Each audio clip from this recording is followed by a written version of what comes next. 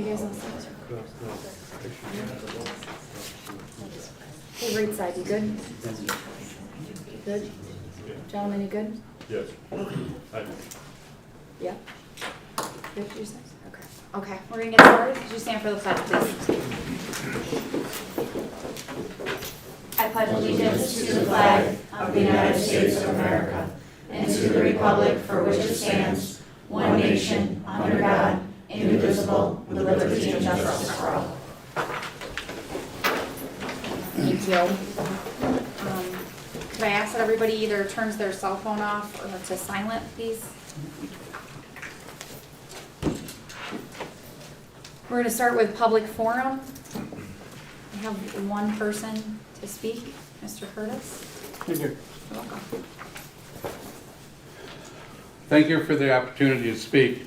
As a former board member and a lifetime resident of the community, I'm embarrassed to hear what the community is saying about the current Board of Education, as I was approached by multiple community members over the course of the past few weeks.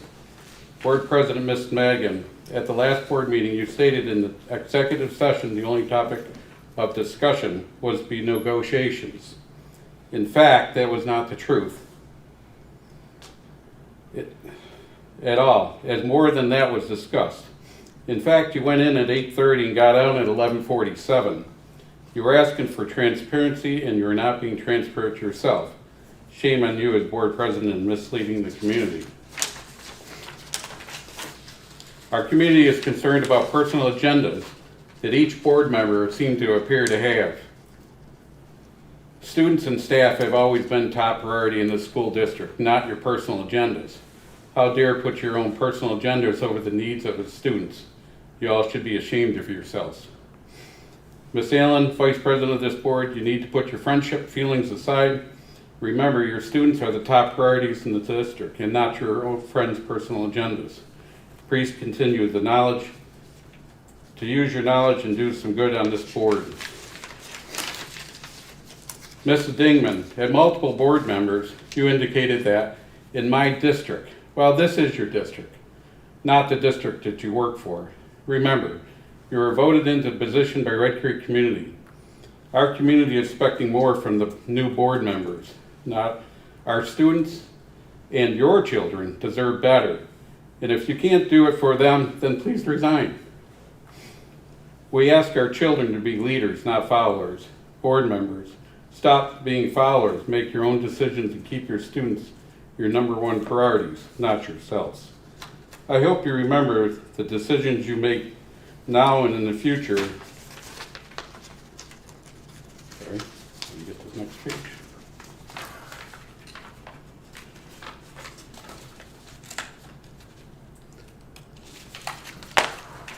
Could have a negative impact on our students and staffs and taxpayers in the community. You are truly making the right decisions. Don't be a follower, be a leader. You were voted in for. Thank you. Thank you. Okay, since there's no one else for public forum, we're gonna move forward with B, the minutes 1 and 2 of the regular meeting of August 31st and the special meeting of September 9th. Could I have a motion, please? Thank you, Mrs. Kaiser. A second by Mrs. Bliss. Any questions, corrections? I think there were a couple of corrections since the last revision, or with the last revision. Anything else? There is something that I did find it after I thought it was asked in one of the earlier emails, but when I looked back, it wasn't. On page 10, in reference to... Are you on page 10 of 175? Or, yes, okay. yes, I'm sorry. That's okay. 175. Oops.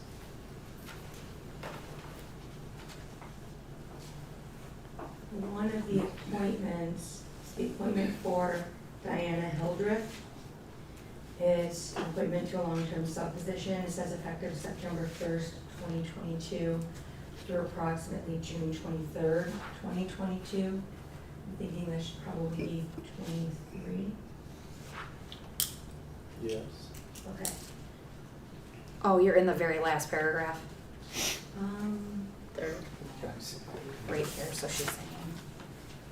Actually, I think it might be right, right? It's November 23rd, 22, where is she? Oh.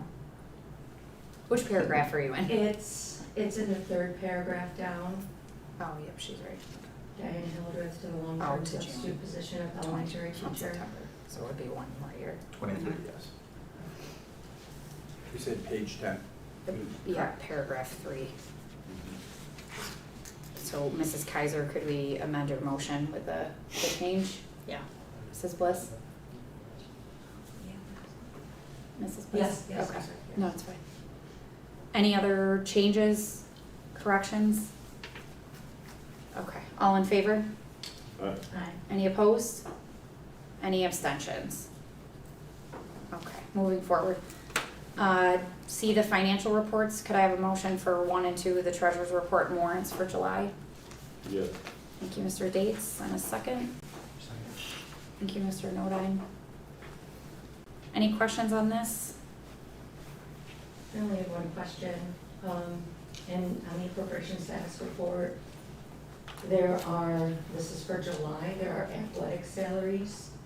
I'm just wondering what, who we're paying for athletics in July. It wasn't for the athletic director. Would you mind telling us what page you're on Yeah, I can again? try to get there.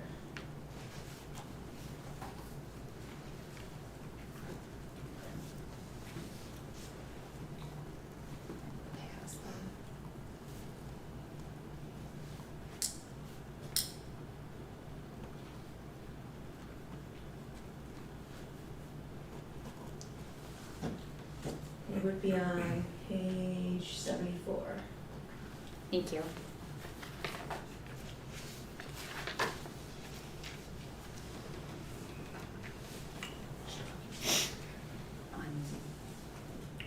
You have the code for that? Okay. Oh, yes, I'm sorry, it's 2855, 150. It's the It's first that one. one underneath the words co-curricular activities. Yeah. For 34,72.92. If you look at the one, what we did with Larry's salary is we split it into 2 areas. And if you look at the one right below it, the athletic director, we did not have an expense in the month. So I'm wondering if they move it up into the athletic salaries, but I would need to take a look at Envision in order to Okay. verify that. Does But that wasn't make it- sense? Did we have an athletic director that we were paying in July? I believe we did. I don't remember his last I name. don't remember when Larry left. Okay, all right, yes, Yeah, but thank I'll you. take a look into I that. appreciate it, thank you.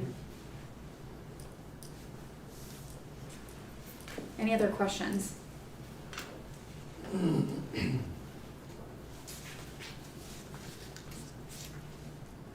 Okay, all in favor? Any opposed? Any abstentions? Okay. Mrs. Devaney? Sorry, I lost you in the crowd. Hit over so you can have to watch me climb over people. All right, so I have some copies for you, and I'm just going to ask that you not dive into them yet, because I'm going to make you work a little bit with some data work. So I have a couple of pieces to share with you tonight around some of our district data. And a lot of this was part of my onboarding process and kind of playing catch up to where the district currently is and where we're operating in terms of student achievement and performance.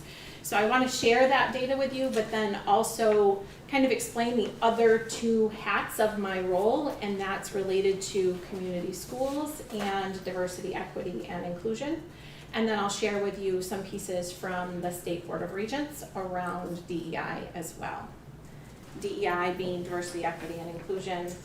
Don't throw darts at me if I use acronyms. Okay, so you have now, this just kind of walks you through where you've been in terms of presentations from the administrative team. So you heard Cindy's update over the summer, and then you heard from each of the buildings about academics and supports in place there.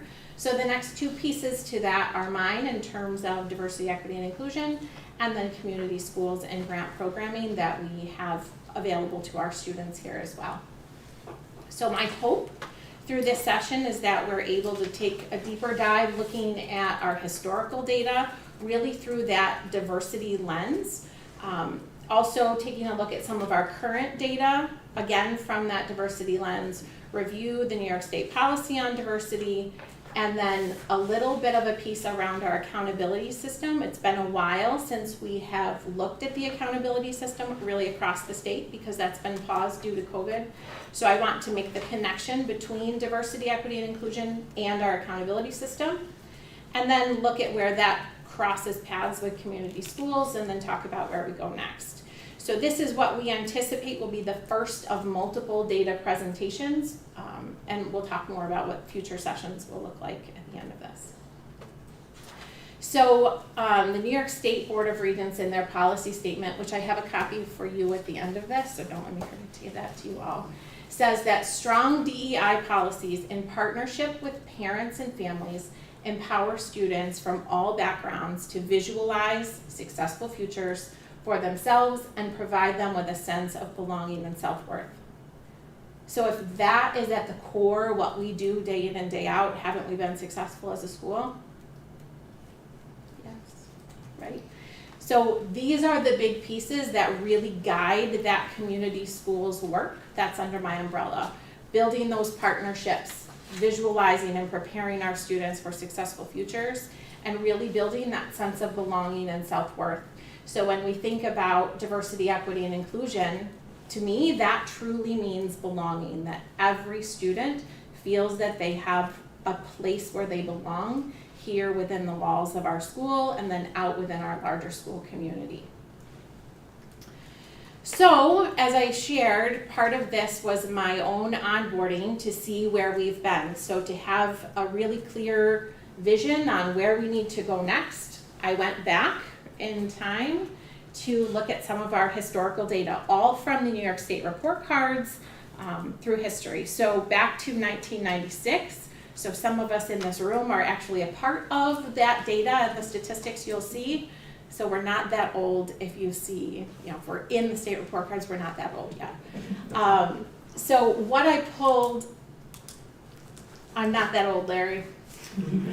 What I pulled from those state report cards were those items that were consistent over time. So back to 1996, items like 4th grade and 8th grade math and ELA were reported back then as well as they are now. Graduation rate was consistently reported, and we've added additional measures along the way, but I only pulled the ones that were consistent over that period of time. The goal of this was really looking for those trends over time. Are we trending upward? Are we trending downward? What's the relationship of poverty in our community compared to achievement?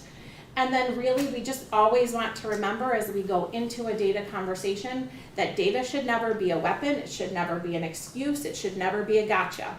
But we want to use it as a tool to make informed decisions going forward. And hopefully when you all are at that point of having board goals, you're able to pull in this data to really inform what you're establishing for goals for our district. So with that, we're going to do a little brief data protocol.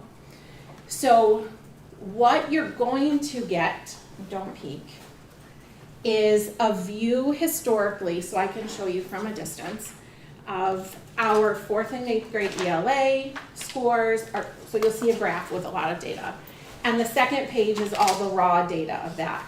So in that, you'll see 4th and 8th grade ELA, 4th and 8th grade math, our poverty rate as a district, our graduation rate, and on the raw data side, you'll also see staff turnover rates, our overall enrollment rates, and our numbers, our quantity of staff members over those same years as well. So when you see laid out in a linear fashion as a graph from 1996 to 2022, what are some initial predictions? What does your gut say I'm going to see in our district data over that 26-year span? So this is interactive. That's a question?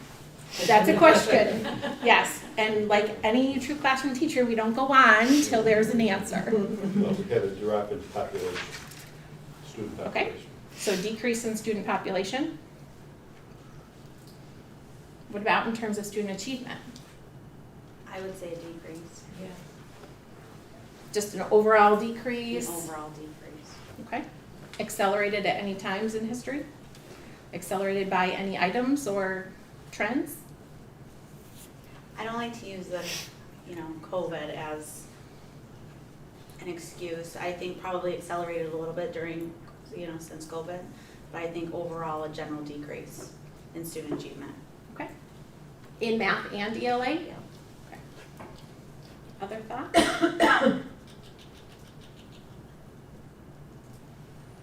I would say our poverty is probably, I guess my initial thought is that our poverty it's gotten worse in our area. As a lot of jobs have moved further and further away from us, but also we've become more accustomed to driving further. So I might take that back. Okay. I Other think that thoughts? could be on base, personally. What's that? I agree that, I think, I wouldn't take it back. I think I would concur that there's a good possibility that poverty level has increased. Does anyone have any thoughts on the relationship between poverty and student achievement? Shouldn't be one. All students can learn, I agree. and you can't give poverty as an excuse. All students can learn, you can't give poverty an excuse, but there are increased dynamics that come in when a family and students deal with poverty that have to be addressed to help keep that improvement or keep that level of achievement that is sought. So there's factors that come into the other hours of the day outside of the building. So if I'm correct, I think you're referencing supports around trauma. Those types of things won't be evident in data. I don't have those pulled as like number of counselors or interventions. I would also say that I think maybe late 2000s, mid 2000s, 2010s, when social media and the increase of electronic use came into play, I would say I think there was probably a tendency for things to go down around that time period, as opposed to in the 90s, the early 2000s. She's saying our high school time was probably like the peak. Yeah. So Right. that was probably like the highest point. And then it's just downhill from there. So. I will say, technology took right off after that time period. So attendance rate is one of the points in here. So any thoughts on how social media and attendance rate might be related? Yeah, I think it would definitely play a role in attendance and we had just gone down. Back in those peak days, you had to be here if you wanted to know what was going on. You didn't have social media to help you get there. Any other predictions? Okay, so if you would like, you can open up now to the colorful pages in your packet, and I'll walk you through what's in here, and then I'll give you a couple of minutes to just kind of process, and then we'll talk about what your observations are.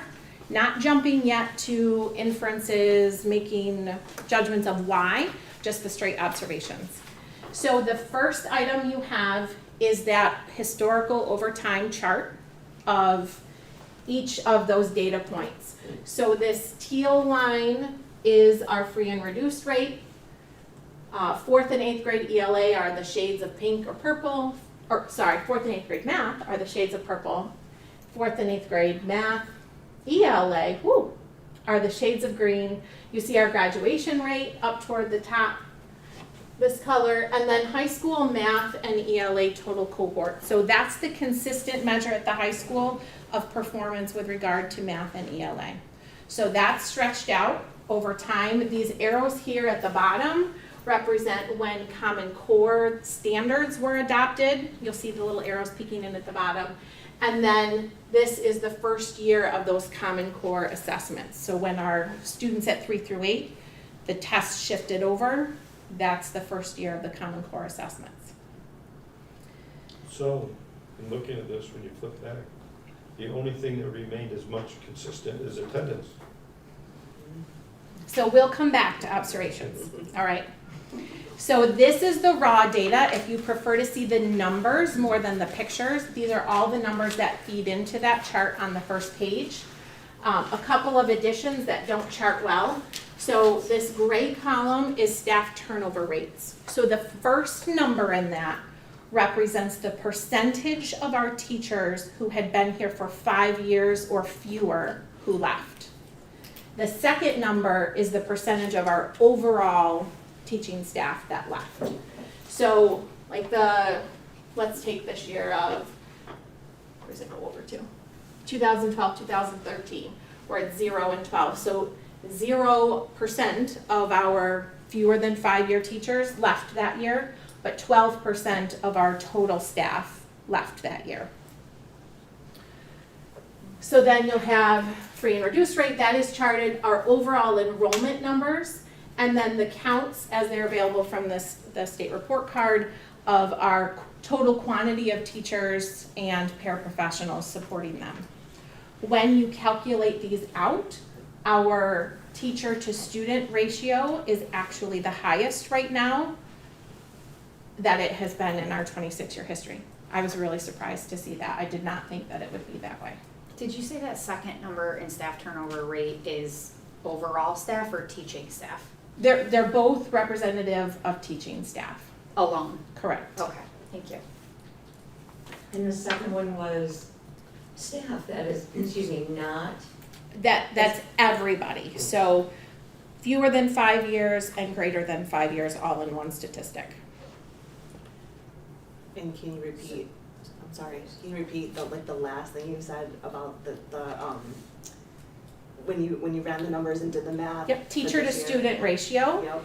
is the highest that it has been. So the most teachers currently compared to our current enrollment numbers. How does that compare though to those students who need those supports? So sheer statistics, mathematical division, it's the highest number that it has been. Wait till we get to inferences. All right, so the next page just really zooms in on math scores from that first page of data. And then you'll see that there are these dotted trend lines. So it's kind of hard to get an idea of where our data seems to be trending from the up and down and up and down. So the dotted trend lines give you the overall trend of where we're headed. So you can see, again, looking at math, our poverty rate is trending upward. Our 4th grade math rates are decreasing at a faster rate than our 8th grade math rates. The next one is the same thing with our ELA. Again, you'll see poverty rates trending upward, and then both our 4th and 8th grade ELA trending downward over time. Okay. So any questions about what you have on those 4 slides? Don't worry about the next one of graduation rate just yet. Any questions about what you have in front of you? Okay, so take about 5 minutes and kind of pour through, and we'll come back together and share out your observations. What do you see in that data? What do you notice? What are things that stand out to you? And feel free to call them out whenever you notice things in there.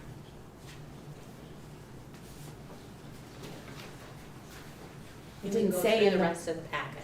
don't skip ahead. Oh. Don't skip ahead. You want us to look at what we've Don't be the overachiever, Stephanie, just stay right here. Suspense is killing me. No one told you you were gonna have to really work tonight. I know.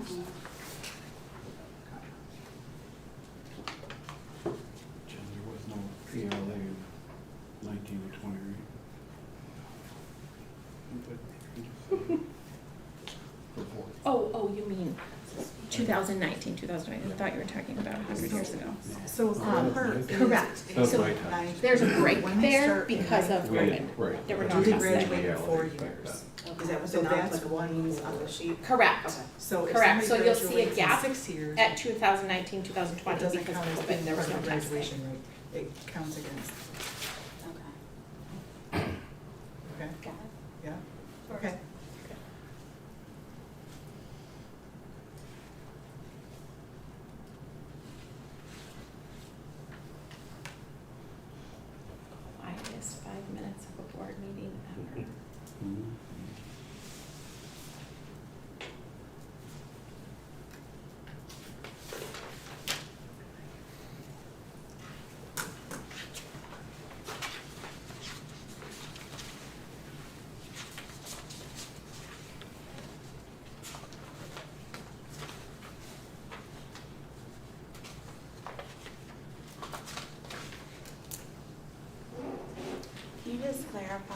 where you say like grade 4 ELA, grade 8 ELA, math, etc., that's the percentage of students who were, A 3 or a 4. okay.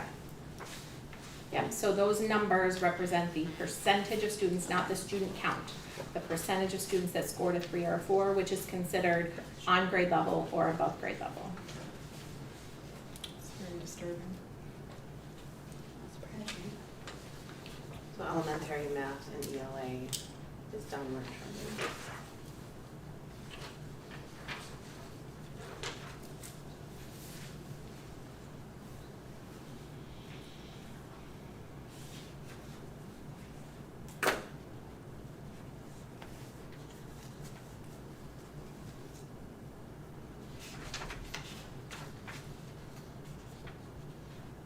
Will we get to a point where they talk about how they scored grade 4 ELA to grade 8 ELA? Yep, so the very last slide of this tells you what's the next step of that, and that's our plan at this point, is that the next board meeting will bring back to you cohort data. So this is same data points, different students, and then next time I'll bring back to you same students, different grade levels. So you'll see them at 3rd grade, and then that same group of students, how they performed each grade level going up through. It's a lot for a grant coordinator. Little bites.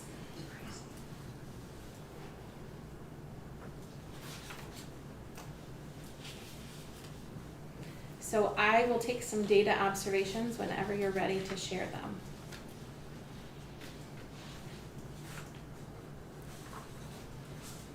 Can you tell me what the arrows mean again? It has something to do with Common Core. Yep, so the first arrow is no child left behind, the previous accountability system. The second arrow is when the Common Core learning standards were adopted. And then that mark 2 years or 3 years later, whatever it is when we had our first Common Core assessments. So the state, the federal government rolled out Common Core and said, we're all going to teach these same standards. New York State had to align with that. And then, a couple years after they were adopted is where we saw those first assessments that were aligned with those new learning standards. So what was the very first arrow? Oh, 1 or 2? I believe the first one is no child left behind. Let me get my copy here. Yes, 2001, 2002 is the adoption of no child left behind. So the previous accountability system. It looks to be fairly clear that once they started their assessments after Common Core was introduced, everything kind of tanked. Is that because it wasn't well received, or are we not looking at apples to apples? I mean, that's really bad, but. So I think in some cases, especially your teachers would argue that it's not apples to apples when the standards changed, the rigor changed, the expectations of our students changed, and the format of those tests changed drastically. And that was the idea, the theory behind Common Core, is that we want this expectation for all of our students across the country. So in theory, they thought, set the bar high, and this is where we will see our students perform. And some students do perform at that level. So clearly looking at this though, since Common Core and the shift in those assessments, we're not performing at that same level that our students were on the previous style of assessment. So we're failing our kids. We're giving them a subpar education. Is that your observation? That's what the data's showing. So as a board, what do you do about that? Well, we've hired people. We've hired administrators. We've hired people to assist the teachers. So we're they going can- to get to the what now in a little bit. Can we come back to that? Oh, In just a absolutely. moment. Thank you. Other observations? I have just a question. I don't know if you have this information, but No this- questions allowed at this point. Only Yeah, I was gonna say, I'm observing that I'm wondering if you know. Is this enrollment drop over this time frame common for this area? Yes. I think most of our rural districts in this area have seen this. See, That substantial? It's a New York State Okay. trend Wow. right now. Okay. Now, as a community resident, as a taxpayer, I think that we collectively have the ability to shift the quality of life in our community that would bring people here and make them want to move here. And you might see that shift the other way. But if you look solely at the New York State report card data, which is what they give you on Realtor.com, are people going to choose to live here right now or not No. if they do this? Well, part of the reason that I asked is because your 3 and 4s, your data from that based off of 1,200 students as a percentage versus 800 are obviously going to be potentially very different for the same number of 3 and 4s. So, Yeah. So we're gonna talk a little bit about the impact of those sizes as well a little later in this session. Other observations? I see back in 12-13, I'm on the third one, I think it's the third sheet of the 4. What's the title on it, Brad? I'm sorry, math, historical data Okay, analysis. thank you. But, because I'm seeing where there's a, yeah, making sure I get my lines correct here, where there's a crossover of the 3 dotted lines, Mm-hmm. you know, in there, where the free and reduced lunch was making a continual climb up. And that's where the crossover point was, where the 2 score areas of the linear, for the math 4 and math 8, excuse me. You know, we're getting a decrease there. Historically, I'm thinking, okay, what was going on as one is going up and those are continuing to drop? When we looked at this same data with our leadership team, someone had predicted that you would see a spike in poverty around when the housing market crashed, along with a decrease in achievement at that same time. You can see where that might be in there as well. Other observations?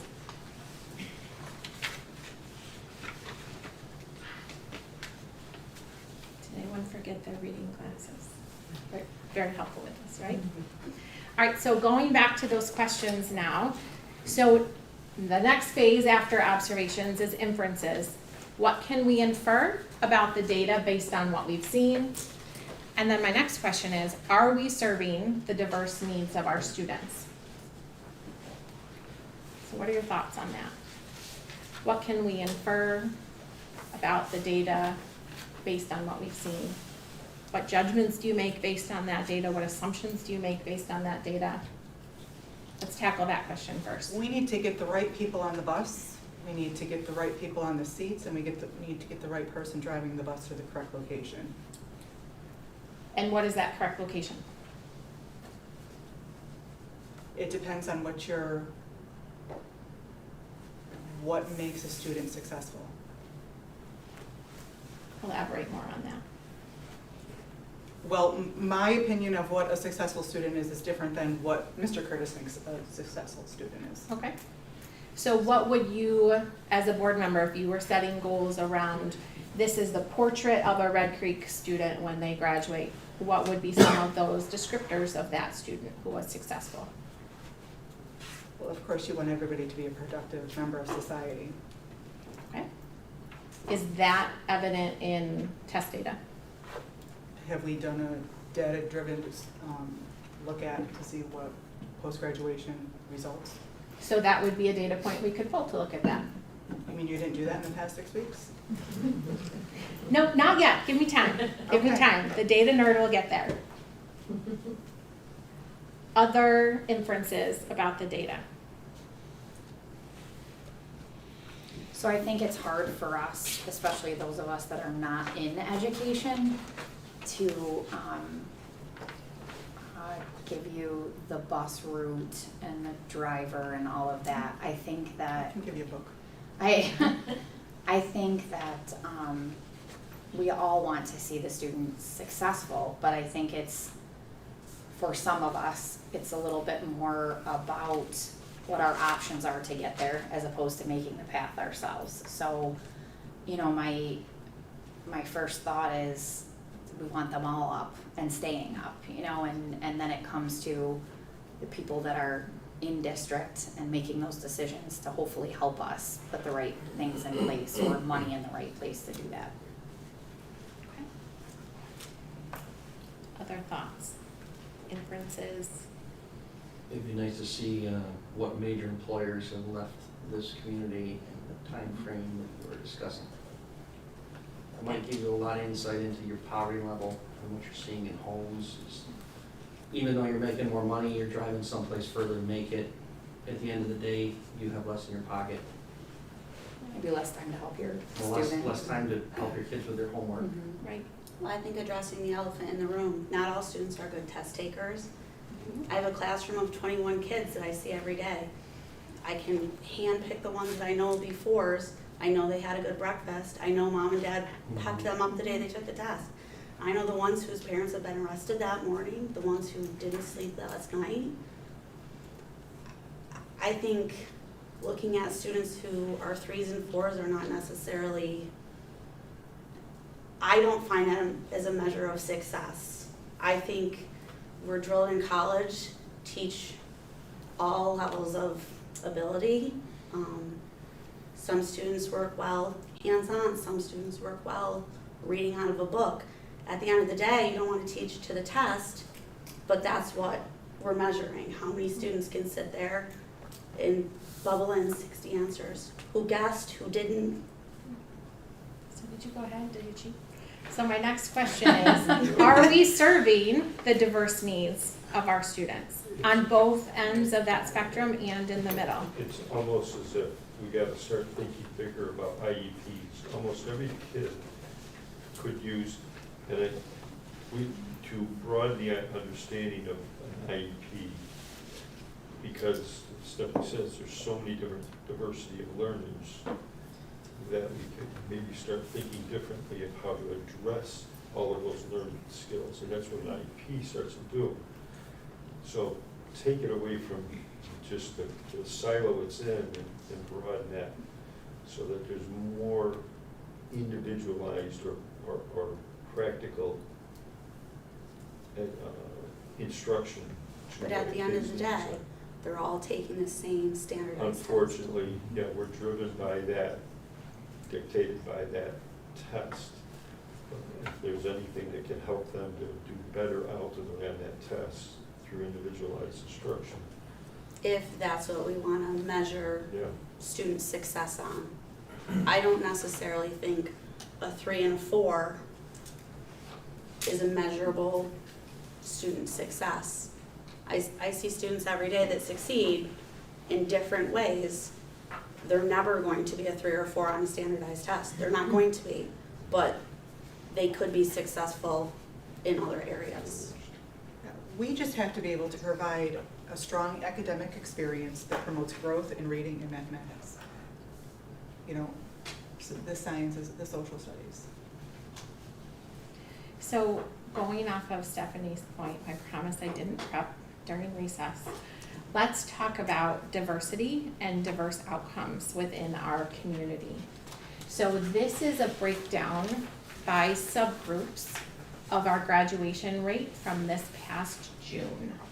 So the first column is all students. The numbers at the bottom are the student counts, and up above are the percentages. So there were 52 students who entered 9th grade with us as a part of that cohort. Of those 52, 43 graduated. So just under 83% of our students graduated from that class. Does that account for ones that left? Because you say the ones that started. If they enroll in another district, Yeah. they're not counted in there. If they drop out, they are counted in this data based off of the cohort with which they entered 9th grade. So that 9 we're still accounting for. Correct. They were on our rolls in some capacity, either as a dropout or a non-completer. So of that cohort of students, there were 26 female students. 25 of those 26 female students graduated. So the graduation rate for all of our students was just under 83%. The graduation rate for our female students was 96%, compared to our male students in that cohort, whose graduation rate was just over 69%. Then comparing general education students to those students with disabilities, so those who have an IEP, the graduation rate for our 47 general education students was 87%, compared to 40% for our students with disabilities. And then that poverty rate, our students who were not classified as economically disadvantaged, there were 30 of them, all 30 of those students graduated last year. Of our 22 students who are economically disadvantaged, only 59% of them graduated. So back to my previous question, are we serving the diverse needs of our students?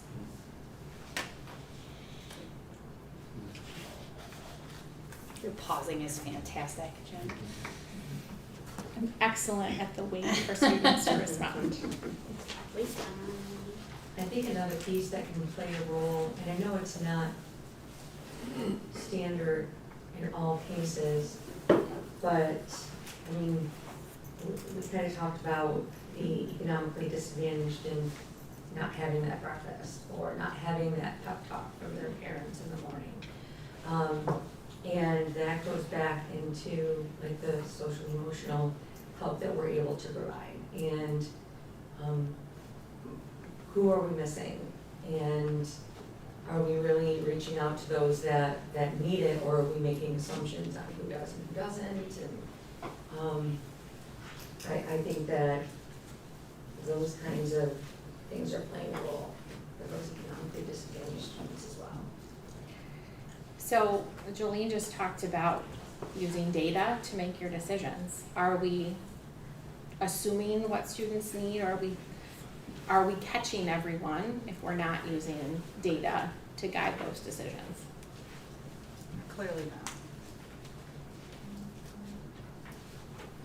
So hence the reason for a coordinator of DEI. In theory, if we are being an equitable district, we have equitable outcomes for our students, all of these rates should be the same, right? If we're a highly successful school district, they're all going to be the same and high. So we're not seeing an exponentially high, they're not all this 100% graduation rate, and they're certainly not even. So we have some work to do in that diversity, equity, and inclusion umbrella and world. So the challenging thing, we talked about data, so we'll skip over this one. The challenging thing when we talk about diversity, because it's been on social media over the course of the last few years, people hear, oh, they're doing a diversity curriculum, and that's critical race theory. We want to distinguish the differences between those, because when we look at the diversity of our community, it's less about race and more about poverty for us within this community. Not to say that we don't have racial differences as well, but these are our biggest subgroups from last year's cohort of students. So in the New York State, so we're kind of shifting now to the New York State Board of Regents call to action around diversity, equity, and inclusion. So their challenge that they have put out across the state, or their expectation, I should say, that they've put out to the state, is that districts would establish a DEI committee. And within that, they're going to focus on these 6 areas of increasing diversity, equity, and inclusion across the school districts in our state. So the first piece is creating that committee that's representative of stakeholders. So that is something that we will be doing. We would certainly invite you all to join that as well. It'll be coupled with our 21st Century Grant Advisory Board, and there will be an invitation to our community to join that as well. That's coming out in the newsletter. Under the teaching and learning, we have to look at the need for inclusive and culturally responsive teaching and learning, including opportunities for that civic engagement. So to me, That means that our students are seeing experiences that they can relate to within the curriculum that they're using. That also means instructional practices and classroom management strategies that are research-based to support our students.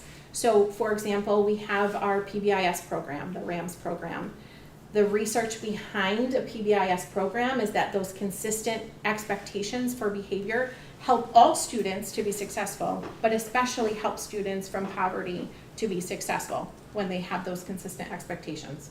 So implementing pieces like that that are responsive to the culture of our community. The next piece is around increasing family engagement, so making sure that there are opportunities to have those reciprocal relationships within our community, where not only we are benefiting from the relationships of our community, but our community is benefiting from those for us as well. So I think you all had a piece in a previous update about the Steady Work program. That's a perfect example of that, where we're helping our community and our community is helping our students to grow and be successful as well. The next piece is around workforce development. So the state has an expectation that we're recruiting and retaining a diverse workforce. So making sure that our students work with adults who look like them, who may have had similar experiences to them.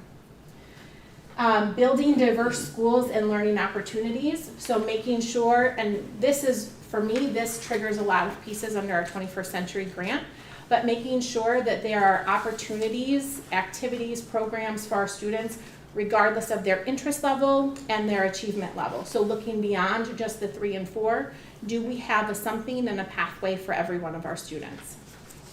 And then the last piece around student supports, discipline, and wellness, making sure we're supporting that whole child. So does a student who needs it have a check-in when they come in the morning? Do we have breakfast available later in the day for someone who may be coming in later? Making sure that we're building students' self-identity, self-confidence, self-esteem through the day in, day out practices within our schools. So specifically within each of these, and we kind of talked through a couple of these are tasks essentially for my role as coordinator of DEI. So we talked about establishing that advisory board, with that board creating a work plan for how we will lead diversity, equity, and inclusion work within this district. What are our goals for that? Are they having equitable outcomes? Are they setting those high standards for all of our students? And then having a means by which to track and analyze that performance. Under teaching and learning, continuing to build in those social emotional pieces, but then making sure that we have interventions and supports and enrichment opportunities to support all of our students, as well as creating opportunities for our students to be involved in our community and build their own civic mindedness and awareness as well. Under family and community engagement, you hopefully all got through Parent Square tonight an invitation for our open house. So that is the first of what we anticipate being several events coming up to build that family and community engagement as we're seeing COVID, hopefully, knock on fake wood, subside, and we're able to reopen the doors and invite our community back in. We want to do more of those events and experiences where our community can come in and share their own experiences, but then parents are invited to be an active part of their children's education. As an educator myself, I really believe that most parents want to be involved in their children's education. Sometimes they just don't have the tools to do that. So we want to make sure that all of our parents have the tools to be involved in their children's education at the level that they want to be involved. Under workforce development, you made a face. What are you thinking? Oh, I can't say it right here. Okay. Under workforce development, collaborating with our local teacher prep programs. So I just reached out actually this week to Oswego to talk about how we can build the involvement of our pre-service teachers within the district here. So how can we invite those pre-service teachers in to develop a love for our community where they want to come work here as well, but then also increasing that diversity of the workforce in front of our students. And then ensuring as well that we have opportunities for our students for both, again, the enrichment and intervention. The final piece of this under my DEI umbrella is really looking at those whole child supports. So, and we'll talk a little more about what that looks like within MTSS. And then Andy Rupert, who is working as an administrative intern this year, he and I will really be focusing in on our MTSS systems and structure to make sure that we have a smooth system that's data-driven and supporting the unique needs of our students. So why does this matter? I talked a little bit about ESSA and No Child Left Behind. So previously, if you remember 10 years ago, 15 years ago, hearing about No Child Left Behind, No Child Left Behind is no more. That was replaced with the Every Student Succeeds Act, or the ESSA, not to be confused with ESSER. So this became effective in January 2018. So this is our current system of accountability. For us, for all districts, there's increased measures that we're being rated on. For us, we'll have additional subgroups weighing into that data. So what does that look like? If this will click. Oh, it clicked too many. So under No Child Left Behind, we were really focused on primarily on ELA and math. The biggest shift to this current system is we're still looking at that, but we're also looking at student growth. So there is a district within our region that overall student performance was fine, but they are identified as a school needing that's on a plan for improvement based on student growth measures. So we're looking not only at that one-time snapshot, but we're also looking at growth over time, where we talked about that cohort data of students. So for that district, their students weren't growing over time, so they were identified by the state. Also within this, we're looking at additional measures around college, career, and civic readiness. We'll talk a little bit about that one in a minute. Previously, districts were identified as target schools or focus schools. They shifted that language to target and comprehensive support schools. We'll talk a little bit about that too. So here are the metrics. I think we hit on all of those. So student achievement overall, that one-time snapshot data. We're also, so there's a fancy algorithm, and I'm not that kind of a mathematician to be able to do that math, but the state has an algorithm based on each of these measures and the school or the district's score for each of these. So we'll receive a score for student achievement, we'll receive a score for student growth, we'll receive a score for academic progress, and then they have algorithms for calculating out your overall status based on that. Interestingly, the last piece of this, college, career, and civic readiness, is currently being calculated based on our students' diploma types. So Nancy talked a little bit about how are our students faring out in the real world. Once they leave us, what are they doing? The introduction of this college, career, and civic readiness rating aims to connect with that data. So currently, our college, career, and civic readiness rating is determined based off of that. Students' diploma type is weighted to factor into our score. So students who are graduating with that Regents with Advanced designation, they have a CTE endorsement or the seal of biliteracy, or they take a high school course that's co-seated with a college course or an AP course. Those students earn a weight for their diploma type of 2.0. And you can see how they're broken down by the different types of diploma. The last time that the state calculated all of this data was pre-COVID, so 2018, 2019 for that school year. Our college, career, civic readiness rating in that year was a 1 out of 4. So the lowest possible score for that. So when you look at our strategic plan, you will see a lot of pieces specifically focused around improving those high school pathways, making sure our students are visiting colleges, connecting with their future careers, doing, where Brad talked about having an IEP, it's almost creating that backward designed, personalized education plan for our students of this is what I want to be, and this is how I get there. Okay, any questions on that before I keep going? You just talked about our strategic plan, but I'm not sure if you've had a chance to look at it yet, but it's not rigorous at all.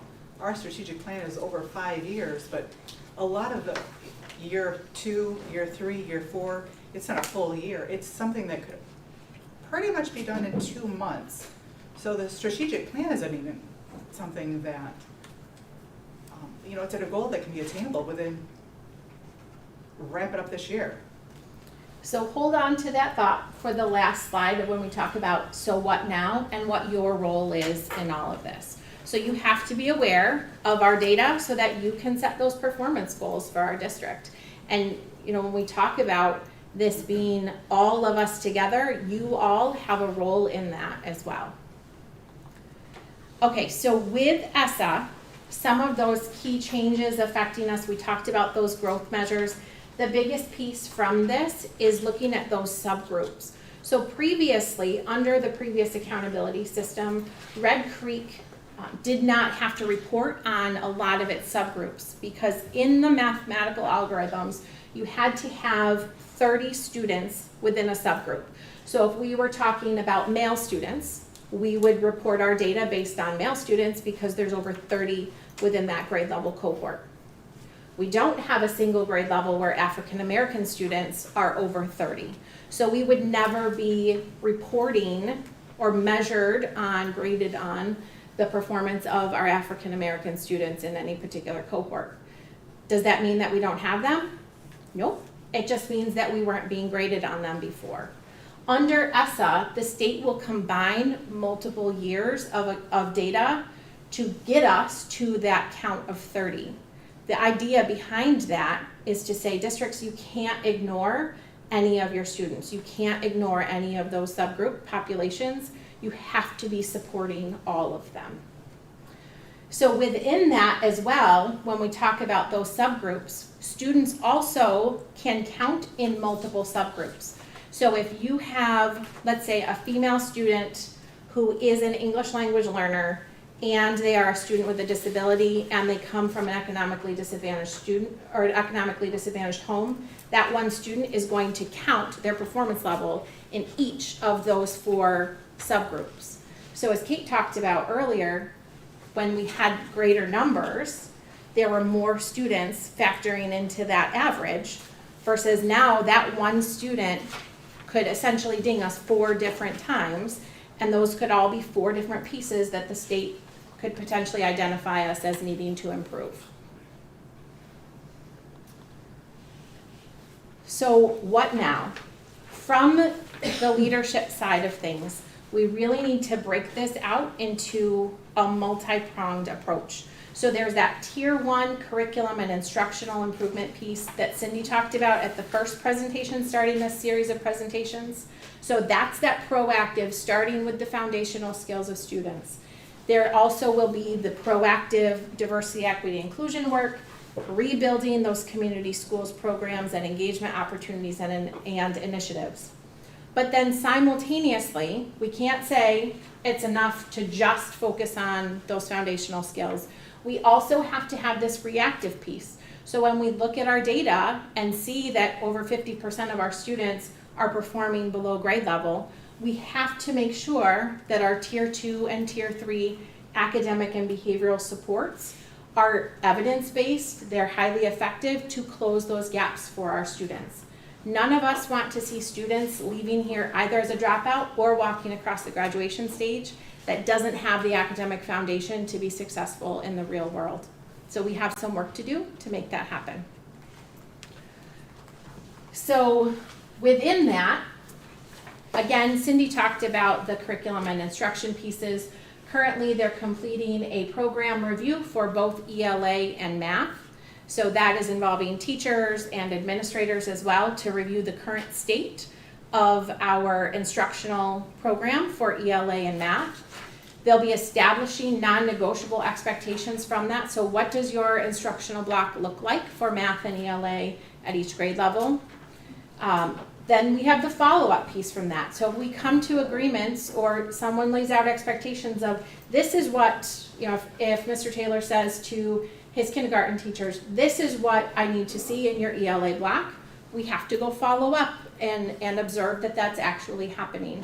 So whether that's instructional rounds or learning walks, there's a fidelity check for that.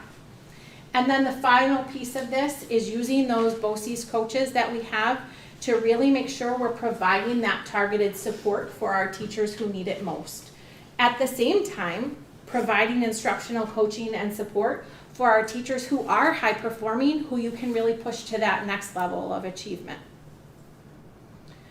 So then under the DEI piece of that, the proactive pieces and steps are going to be really looking at those personalized supports. So again, this will be Andy and I working together with those MTSS systems. Again, back to that advisory board for 21st century and DEI work. Looking at building a continuum of community resources. So we know, as you know, we're talking about students who are coming with various trauma or ACEs to our school. We can't support all of their needs and focus on the academics. So we really have to look to those community partners and agencies to help us meet those needs of our whole students. And some of that is parent and community support as well. So, you know, having this open house with 29 of our community partners and agencies coming here is a really great start for that, to make sure that we're building those relationships with the agencies that can help to support our community as well. So balancing those opportunities for enrichment and intervention. So we don't want to only focus on our most struggling learners, but we also want to look at those students who are the easy four and make sure that we're pushing those students to grow at their personalized rates as well. Also under that community schools piece, Mr. Welcher and I have talked about trying to build opportunities for adult education through the community center. So opportunities for our parents to come in and have positive interactions around learning and with the school as well. And then continuing to build those community relationships, which we talked about. So the reactive piece to this work around those tier 2 and tier 3 supports, which you heard about from each of the building principals, what's in place at each building level. So from that work, Andy and I will be doing some resource mapping to outline specifically what's available at each level to identify gaps or areas where we may need additional supports. And we'll also be looking at those individual interventions that we're using to make sure that they are evidence-based. So we don't want to throw an intervention at a student if we don't know that there's research showing that it's high impact, it will accelerate the growth rates for our students. We want to be really purposeful about using data to make those decisions for our students. That's my next point. So then looking at making sure we have a consistent and sustainable system for identifying those student needs, so we don't, as Jolene mentioned, we don't miss any of our students. Always coming back to the data and making sure we're doing everything we can to not have students that we missed. And then when a student enters our MTSS system for whatever, whether it's ELA or math, let's say a student's third grade student is going to have a math intervention. We want to make sure that that intervention is purposeful and successful. So that student really needs to have a goal that they're working toward from that intervention time. So it's not just a fluff time for them. We want them to be really purposeful about getting the intervention they need to close their gap and then return to not having an intervention if they don't need it. So we have several interventionists in our district that are doing that work. So we're really excited, Andy and I, to dig in with them and make sure that we're growing those programs and really highlighting the success of our students coming through those interventions. And then the last piece is always that monitoring for fidelity of implementation. So making sure we have measures to track the success of our work and what we are doing. So now is the what now. So our next steps on the district end, on our October conference day, our ELA and math teachers will be doing deep data dives. So they're going to go through all of our current performance data, both by cohorts and overall achievement. They'll be looking at gap analysis with the standards to see where our students performed, where they didn't perform, and then really analyzing that back to our curriculum and our curricular program. Can I ask you a question? Mhm. Sorry to interrupt. I'm not sorry. Why wouldn't we have done that during the summer? When's the October, is it? It's Friday. So, Next So week. it's next week. Mhm. So we're already a month into school, and at this point, then you're gonna ask teachers to look at the results from this summer. Why wouldn't that have been done already? So in terms of using our state assessment data, the embargo on that was just released. So very timely that we could share this year's performance data with you all as a board, that it was just released last week. Not asking share for this me week. as a board, but with the teachers. The same thing with our teachers. I jump in and correct me if I'm wrong. My understanding is that embargo data, we don't share out until it is unembargoed, but I could be wrong on that. Okay. So we do have internal data, and I don't want to force Cindy to weigh in on that because it's not her presentation to have to do that. No, I But wouldn't want her to internal- take away your thunder. But internal data with Dibbles, I know she talked about they were looking at that in June as well, with reviewing student performance back in June when they did their final diagnostic data there as well. So again, remembering that I have not been here that long to really be able to speak about what happened in June, does not, if I don't know about it, doesn't necessarily mean that it didn't happen. So our next piece, coming back to you all as I alluded to, we'll be coming back and looking at that cohort data, so tracking our student progress over time. And then, hopefully, after looking at some of the New York State Board of Regents pieces around diversity, equity, and inclusion, hopefully you all establish that as a priority for you all, that you want to outline what commitment you have as a board for our district to ensuring equitable outcomes for our students. And so if there is a board subgroup that's working on that, you would be reviewing your policies and really looking at our programs and offerings to make sure that we are meeting the diverse needs of our students as well. So with that, I talked as fast as I could while still being semi-understandable.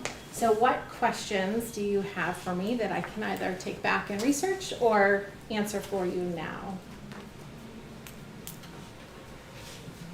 looking at your last slide, the very last one that you This had. one's a great one, isn't it? Well, Questions? questions, but prior to that, if I'm reading it correctly, you're talking about putting together, and the second one, shared cohort data, subgroup performance data with the staff and with the board in October Mhm. 12th, and that's when our next meeting is, 12th. Right, so staff will be looking at that on the 7th. superintendent conference day, correct? And our plan at this point, as long as you all add it to your board agenda, is to come back and share that same this year snapshot data with you all, looking across subgroups as well as tracking those cohort progressions as well. So when I'm hearing you talk to the next bullet of being able, I think, to me, we have to digest what you're gonna present before we know what we wanna do with that last bullet. Just speaking for myself, what, where, how we would address that as an individual board member. Yeah. So gotta be able to digest what, all that you're gonna be able to present. Right, and with that, you have a host of data in front of you that I just breezed through, that you could spend hours and days going through, and that doesn't even get into the subgroup data. You know, so as you are thinking about setting goals for the district, this all has to weigh into that. If we're being data-driven in what we're doing and what we're saying we're going to do, then we have to really use the data to make those decisions. Other thoughts, questions? Not so much questions, but thoughts. I think we really need to look at what point are we holding students accountable? Because we can give as much support to teachers as we want, but when students are continuously passed through, when they're not meeting standards, at what point is a student held accountable? That's important. And we really need to figure out, what are we going to say is successful? A 3 and a 4? Are we promoting students to go visit Novellus or Mott's or any other, the new plant, as much as we are, oh, go visit this college? Because we really need to make sure that students who are not going to college routes still feel successful, because they are. Right, And the trainings. right. Any trade, we need to offer those. And I think, again, considering your role in this, You all, through policy, through letters to the community, you set those statements as well and have a key role in establishing that rigorous expectation for our community. And I totally understand what you're saying about college versus career. My husband was homeschooled. He went to the BOCES Tech and Career Center for 1 year, left after his first year to enter the workforce. So technically, Eric, if you could edit this out of the video later, that would be great. Technically, does not have a high school diploma. He makes more a year, or almost more a year than I do, with 2 master's degrees. I'm in the same boat. Because he works hard and has that work ethic and found a pathway to success for him. He would be a 1 or a 2 on state testing if he were tested as a student here. But But still, very successful, Successful. very productive member of society, very well-rounded. Kudos to my mother-in-law. I just worry Don't that we edit that part out. promote, go visit colleges, go visit colleges, go visit colleges, when Right. those trade jobs are just as important. Absolutely. And that's- Especially when we live in a rural area, a lot of students don't go to college. Right. They find the trades, and I think we need to make those available to them. And that's what Rick DeRocher has been pushing for the last few years. I've been fortunate enough to go on some of those trips with him. But we need more So- Ricks, so- we need more so- Ricks in this well, district. And they're But more. beyond that, to what you're saying, understand the diversity of needs of students and be able to apply, and that's why I talked about that's what got me on the IEP type thought, that then it's you teaching to the kids where they're at, you're finding where they're at, and then providing what they need. So- And wherever they are, and whatever their path is, setting the bar high for expectations, that accountability piece you reference. We want all of our students, if this is their goal, this is where we want them to be when they leave here. I have 2 thoughts. One, on this, the weight, the 2.0 Yes. or whatever Yep. weight, students that go through a BOCES program, where do their They degrees fall on? Typically, as long as they complete their program, are with a CTE endorsement. Okay, okay. And the other thought that came to me while they were discussing is I can 100% agree with the trades. I think I have kids that will go in both directions. But also on that, being that we were talking about poverty in our area, and I know I think it recently came up with a college showcase or something that was at, oh goodness, can you guys help me, where was it? It was in Rochester Mall. There was, Oh, a anyways. college career or a college. Career fair or something like that. And I mean, it's in Rochester, there's a lot of our students that might not even be able to get there. And there might be that number of students that think, I can't afford to go to college. You know, so they may not even be thinking, they might be totally capable. But again, helping them realize that, don't let that define you from 9th grade, 8th grade, 5th grade. You know, make them feel encouraged to take that path if they want to take that path, and don't close that door because your family didn't do it. You just, and you feel like, I'll never be able to afford that. My parents will never be able to do that for me. So as much as it's important to make sure the trades are represented, it's really important to make sure any of those underprivileged kids understand that none of these doors are closed to them. Right. And that's part of our job, is making sure our students know every option they have in front of them. Absolutely. Other thoughts? Thank you. Thank you Appreciate very it. much. Thank you. I did, it's okay. She'll get an email later. Afterwards. All right, we'll keep moving. Okay, we're gonna move on to new business, 1, certified staff. I would take a motion for A through Q, except for N. Anyone would entertain that? Thank you, Mrs. Allen. Second? I'll second. Thank you, Mrs. Kaiser.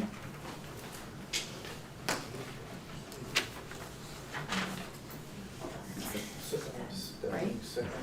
Yes, please. Kim. Yes. Okay, any questions on the group at hand?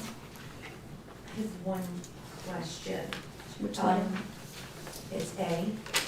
What exactly is a mental health demonstration site supervisor? So it's actually coming out of your grant, Jen, so you wanna talk a little bit about that? Yep. So we have several mental health demonstration grant interns that have worked with our district over the last few years. It essentially is like a cooperating teacher for a student teacher. It's there, as a part of that grant, they're required to have somebody here on site to help them connect with our programs and our students as well, to really very similar to the model of a cooperating teacher for student teaching. Okay, all right, thanks. Other questions? When you're ready. Okay. Mrs. Dingman, Yes. Mrs. Bliss, Yes. Mrs. Allen, Yes. Mr. Noda, Mrs. Kaiser, Yes.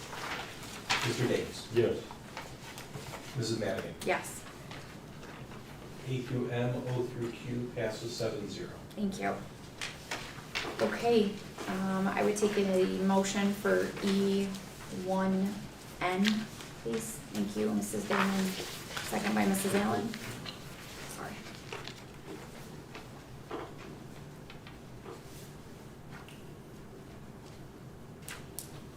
Do you wanna continue? Hi there. I have had the honor and privilege of working with Kim Rice for my time here. She joined the district coming from Oswego in September of 2005 and has served our students here for over 17 years. Involved with not only her students in the classroom, but supporting athletics, supporting clubs. She's been involved with the union. She supports our students in so many ways. She's been in the roles of department leads and BLT, which is our leadership team at the building level. It's going to be very hard to replace Kim. I wish her the best of luck and I congratulate her, but she's leaving some big shoes to fill and she's just a really bright light in our school.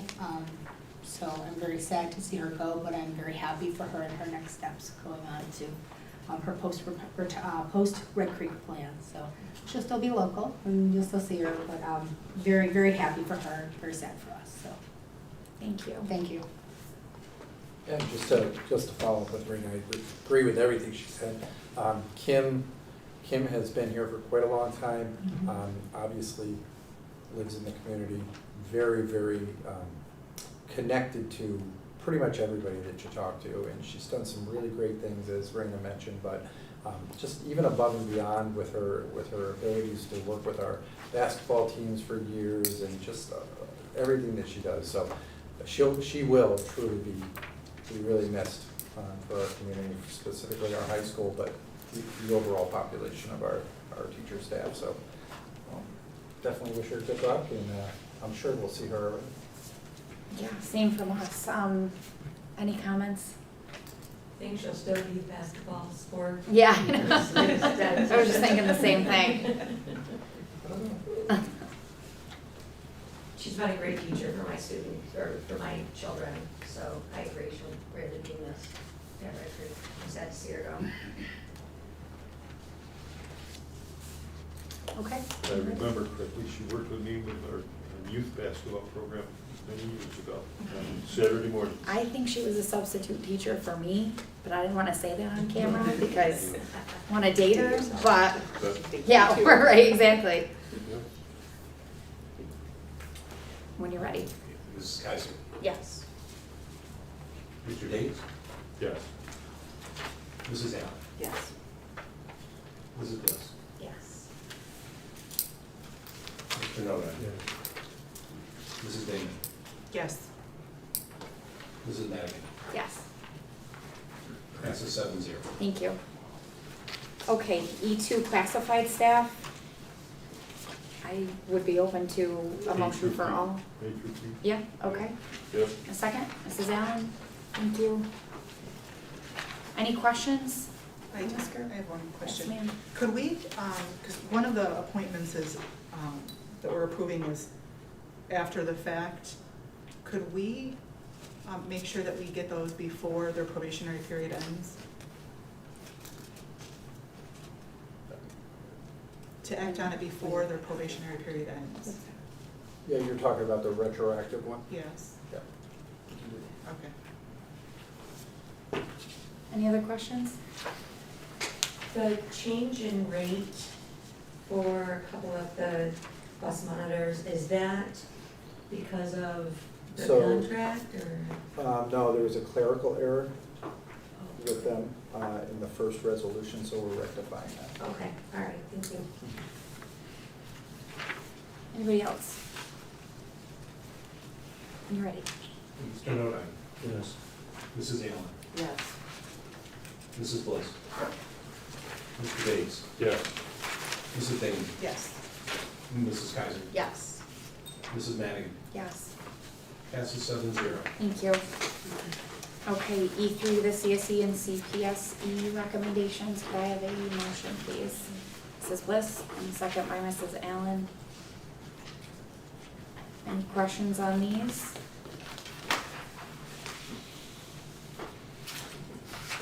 Okay, all in favor? Any opposed? Any abstentions? Okay, moving on. E4, the declaration of surplus property for wet dry vacuum. There's also one for E5 for miscellaneous furniture. I'd be willing to take those Yep. together. Yep. Mr. Dates and Mrs. Allen. Any questions? I have one question. On You're looking for a miscellaneous- vacuum. Huh? Sorry. No. Miscellaneous furniture, one thing that we're getting rid of is 100 red desks, I think it is. Are those the red desks that we recently purchased, or is it different? No, there are 100 desks. They're older desks that we've replaced with the new desks. Okay, all right, thanks. Any other questions? I don't know that it should have said red desks on there. Okay, I think that's the issue. okay, all right, thank you. We just only buy red desks, so everything we throw on buys the same color. Apparently. Okay, any other questions? When you're ready. Okay. Mr. Dates. Yes. Mrs. Dayton. Yes. Mrs. Bliss. Yes. Mrs. Allen. Yes. Mr. Nodine. Yes. Mrs. Kaiser. Yes. Mrs. Madigan. Yes, Passes 7-0. thank you. E6, 7, and 8 is the correction of the school tax roll for the town of Sterling, Woket, and Victory. We take a motion for all three. Yes. Mrs. Bliss, thank you. Second by Mrs. Allen. I have a question. Yes. Why do we do this? It's the board sets the levy amounts, that's what the board approves is the levy amount. Why are we approving the corrections to parcels? We historically have. Okay. It's not something that, that's the tax collector to go ahead and correct those, but we should be approving those. Our district historically has put them before the board. I think it was a transparency thing a long time. I feel like we had that discussion once before. You're not required to. But also, it's a correction for that Alright. person, that tax.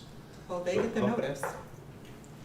So publicly, everybody understands that there's been a correction, that it's been handled and fully complied. I mean, we've done it as long as I've been out here. All right, well, I look forward to it next year then. Any other questions? Okay, when you're ready. Mr. Dates. Yes. Mrs. Allen. Yes. Mr. Nodine. Yes. Mrs. Bliss. Yes. Mrs. Dayton. No. Okay. Mrs. Kaiser. Yes. Mrs. Madigan. Yes, Passes 6-1. thank you. E9, declaration of surplus property for library books. Yep. I'll take that as a motion to Mr. Dates. And a second by Mrs. Bliss. Mr. McDonald, I understand that you have the list in front of you. I do. Would you mind just reading it? No, I'm just kidding. Just keeping you on your toes. A lot there. Any, I saw it, so it's fine. It was funny. Any questions? Okay, when you're ready. Okay. Mrs. Kaiser, Yes. Mrs. Dingman, Yes. Mrs. Allen, Yes. Mrs. Bliss, Yes. Mr. Nodine, Yes. Mr. Dates, Yes. Mrs. Madigan, Yes, passes 7-0. thank you. Okay. So for correspondence, Red Creek Central School District received the 2022 School Safety Excellence Award from Utica National, the titanium level.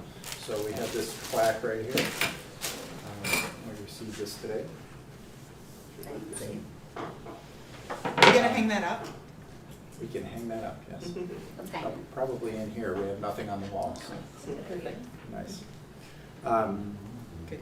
Open house is Thursday, October 6th. I have a little bit of a different structure. I know you all received the pamphlet that went out, so we're very excited about that. Several things going on. Our administrative team has worked very hard to put this together and make something that we believe is going to be a pretty successful night. Pasta dinner in the high school cafeteria, open house classrooms, teachers meet and greet. We have some classroom-based activities, community fair, and the varsity soccer game against North Rose. So come out and support the school with that. We had our first lockdown drill today. It was pretty successful. We've had some things that we need to look at that are changes that happen, you know, like some doors that have just they're sticking and things like that. So just typical logistical things. So we decided we wanted to make sure that we had a lockdown pretty quickly into the school year. And we just have some things that we're working on tweaking. We have a lot of new staff as well, so we just wanted to make sure that everybody knows what the plan and the protocol is. So that was our first one. Typically, we have law enforcement join us. We had our SRO join us, but not any external law enforcement at this point. But we will be welcoming and asking them to come in and join us for the next lockdown. Next week is Spirit Week, so that's leading up to homecoming.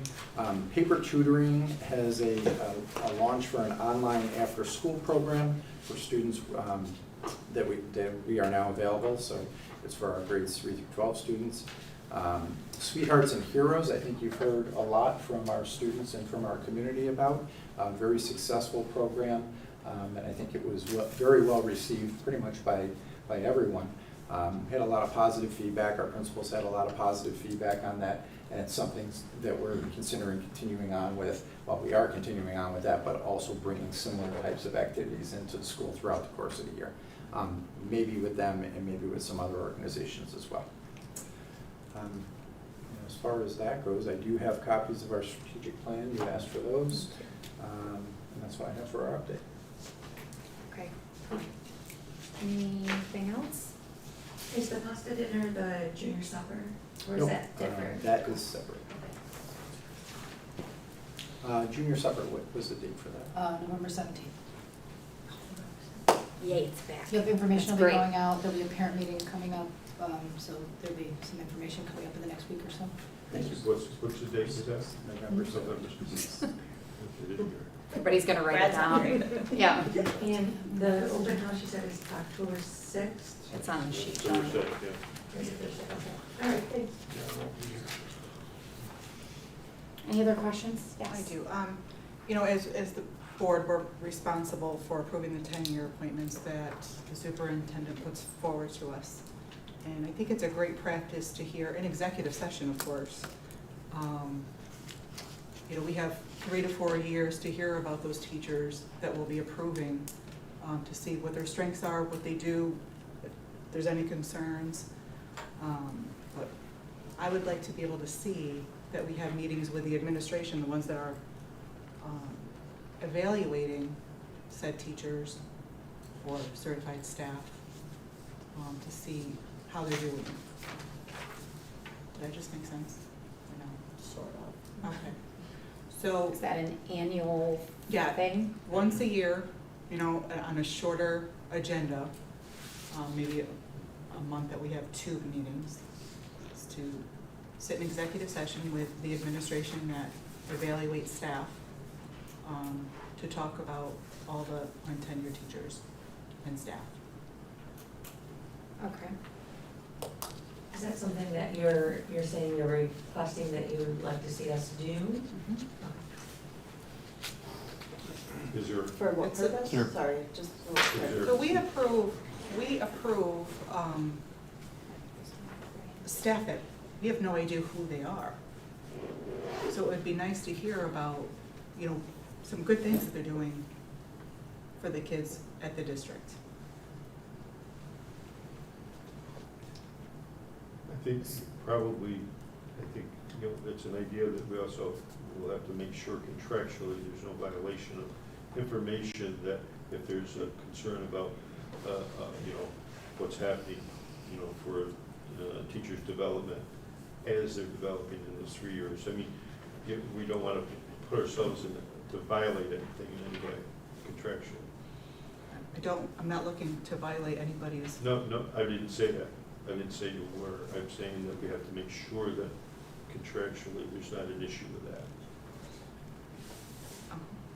So is this would be like the list of untenured staff Mhm. that you would review once a year, and then they would roll off once they were tenured? Yeah. Okay.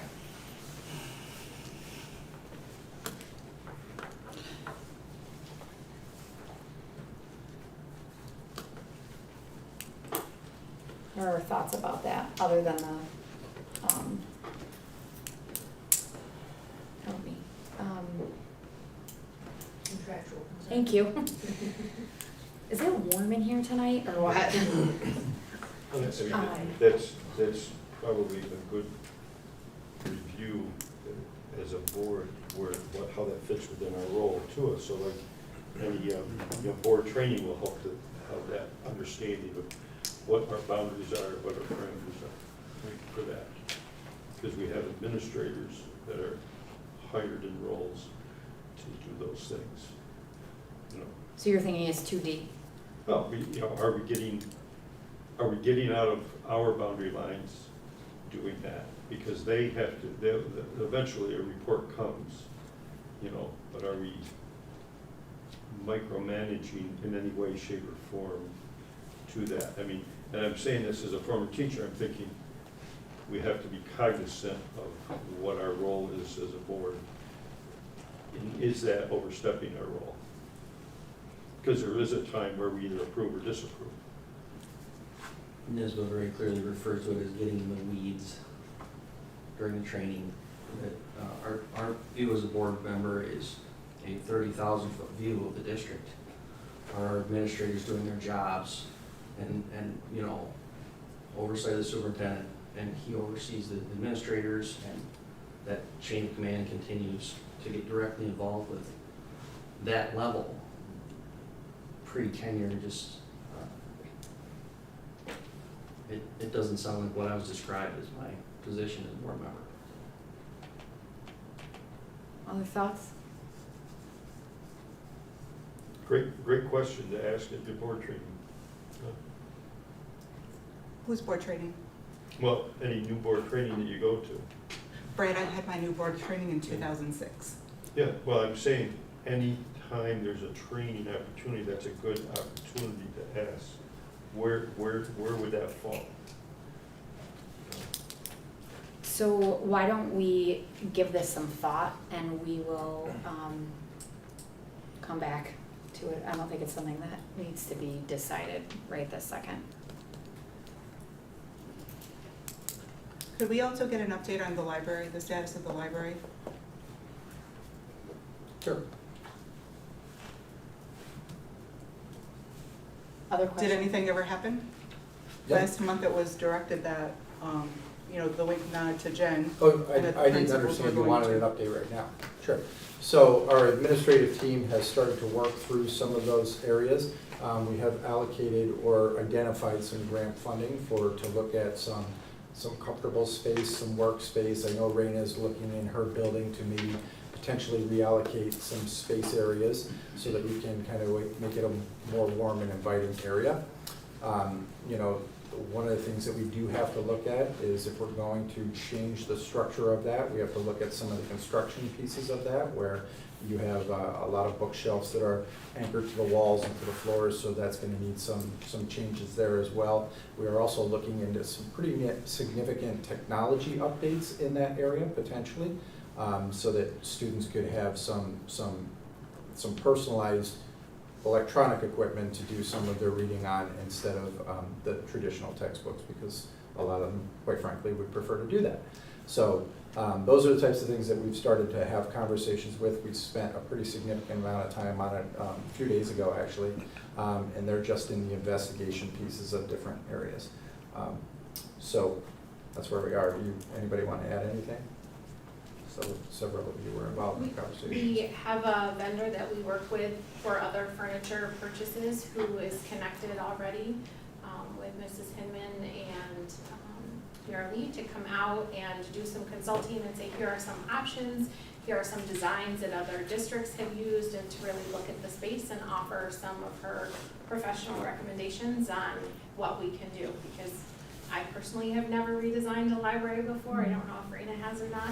So we're, tapping into those people who do that every day to help us come in and really work with Lee and say, how do you see the flow of this space working? What are the goals and priorities for student usage within the library? So we're definitely tapping into those resources to make sure that we're maximizing our opportunity to change what the library looks like. We're also pulling a committee together, we're pulling a committee together at the high school level, and Matt's gonna be a part of that, and some middle school teachers as well. Looking, like you said, with the flow, can we reallocate some computer labs, some other spaces, and then make that space useful for some other things, like maker spaces and things like that. So we're really exploring what that library space could look like, and trying to get multiple perspectives as we make those decisions. We're also wrapping up our building condition survey, which looked at the structure, overall structures, things that need to be upgraded and replaced. That'll help inform our next capital project. One of the things that our architects are very aware of is that we are looking to redesign some of those larger spaces into a more warm and inviting and friendly atmosphere for our students. So we're working through that piece with our architects at this point, but that's kind of a long-term project as opposed to what I think our plan was here, is to try to get something more immediate up and running. Thank you. Sure. Other questions? Have we had any progress with any driver applications or anything? Have we seen any come through? You appointed a driver this evening? Yeah, so anything other than that one? Right now, nothing confirmed. We do have a few people who have expressed some interest, but nothing confirmed. Great. Just the one that we did hire. That puts us in pretty good shape. So I know that recently we had a team that went to an athletic event and they didn't have transportation. My understanding is that for those kinds of things, they're on a volunteer basis, and I know that we're fairly thin with our drivers. But I was sad to see that we weren't able to support our students and they had to drive themselves instead to the event. What event was that? The boys soccer team went to an SU soccer game on Saturday. And from what I understand, it was that there just wasn't anybody that was available to volunteer. And is that the typical procedure, that we just have volunteers, and if everybody's busy or whatever, then we don't able to provide the transportation? No, there's a process in place for providing transportation. I'm assuming this is more like a field trip from what you're explaining. Maybe. It was not the team participating, it was the team watching? Yeah. Watching a game? Right. Watching, yes, All right. yes. So usually what happens is they go up on the board, there's a seniority system for that as well. They go through the process, and if there's not people available, then that does become a challenge. That certainly happens. Usually we have about the same 2 to 3 drivers that are typically driving these runs. During the school week, it becomes challenging because they're out on runs and then they have to get back, so we have to reallocate some things. This addition of a driver should help us out with some of that.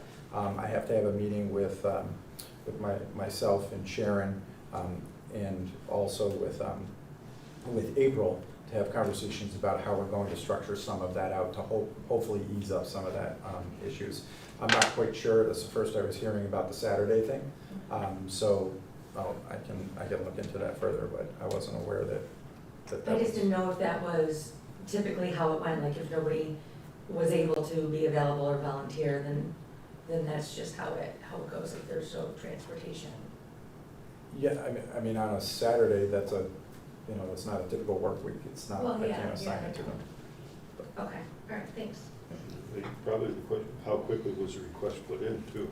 I don't know, It was a field trip, so it wasn't through me, it was through. It was very short, it was within a week. They went at 7 o'clock on Saturday night to watch the SU soccer team. We got the request early in the week for Saturday, so it was within the same week. so is it quick? So it was very quick. So Normally usually drivers. we have a lead out of a couple weeks. so we Right, had drivers less than a typically will week. be more willing on a Saturday or a Sunday to do a trip if they have advance notice. So the sooner you can put it in, the better. Okay. Mhm. Because we do have typical drivers that don't mind taking Saturday and Sunday runs if needed. Anything else? Okay, do you have something for, Yeah, we have negotiations. personnel? And personnel. Okay. All right, so I will take a motion to move into executive for negotiations and particular personnel matter. Thank you, Mr. Nolan, and a second by Mrs. Dingman. Thank you for coming.